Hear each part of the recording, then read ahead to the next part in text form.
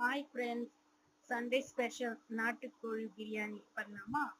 ஒரு குக்கரில் 2 spoon oil, தேவையான அளவு நெய் ஊற்றிட்டு எண்ணெய் சூடானதும் பட்டை, லவங்கம், கிராம்பு ஸ்பைஸ்லாம் போட்டுட்டு நல்லா நீளமாக கட் பண்ணி வச்சுருக்க ஆனியன் வதங்கினதும் புதினா, கொத்தமல்லி, தக்காளி, உப்பு எல்லாம் போட்டு நல்லா வதங்கினதும் இஞ்சி பூண்டு பேஸ்ட் எல்லாம் மிக்ஸ் ஆகிட்டு அதுக்கப்புறம் நம்ம க்ளீன் பண்ணி வச்சிருக்க நாட்டுக்கோழியை போட்டு நல்லா மிக்ஸ் பண்ணிடலாம். அப்புறம் தயிர் 2 ஸ்பூன் சேர்த்துக்கலாம்.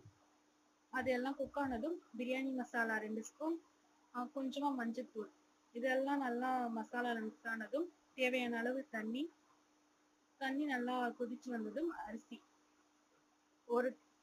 ஒரு கிளாஸ் அரிசி எடுத்துட்டு அதுக்கு 2 கிளாஸ் தண்ணி ஊற்றி ஒரு மீடியம் ஸ்லோவில் 5 நிமிஷம் குக் ஆனால் போதும். டேஸ்டியான பிரியாணி ரெடி.